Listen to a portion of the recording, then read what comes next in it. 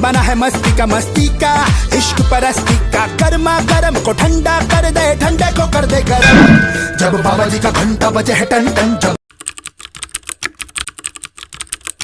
राजा छोट बसमान धके बाड़ा करो, बड़ा मोहन करो त राजा खाड़ा करो। तोहर छोट बसमान अब बड़ा करी, तू कहा न कहा अपन खड़ा करी।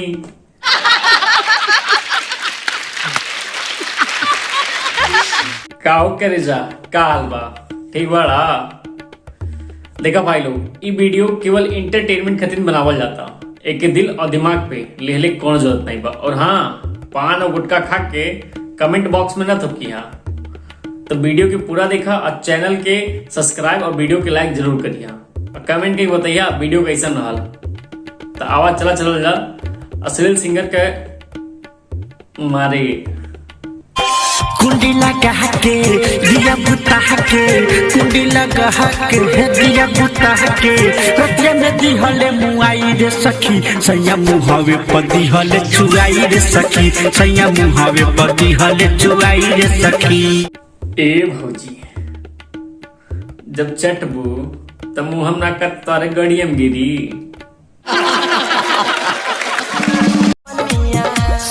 मन बॉडी करे भीतर से डरे, लागे ला देहिया के चीरे, डाली ना धीरे धीरे आई ना धीरे धीरे, डाली ना धीरे धीरे आई ना धीरे धीरे, डालब हम धीरे धीरे देहब न तो हर गिरे।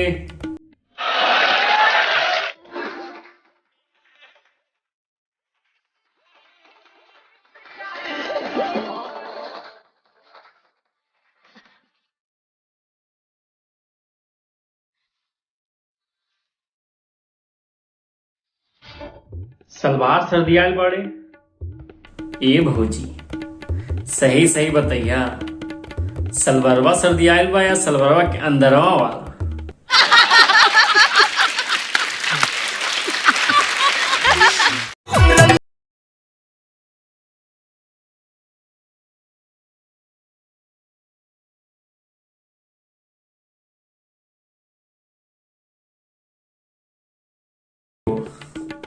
तो हाथ पिछिया देखले के बाद नो हमारा के ई लगता कि वह पहले क्रिकेट ना फुटबॉल खेले लायक बा।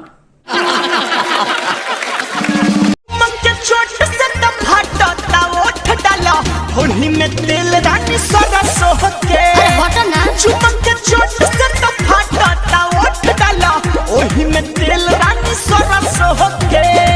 ए गुल बाबू चुम्मा के चोट से फाटा ता होठ, तो तू काहे तेलवा ढोढ़ियम डालता रहा? अरे होठवा बोरोलीन लगवाबा या फिर लिपस्टिक लगवाबा। हाँ अगर जो कहीं और तू तेल डाले व्यवस्था बनावा ताड़ा तो लगल रहा।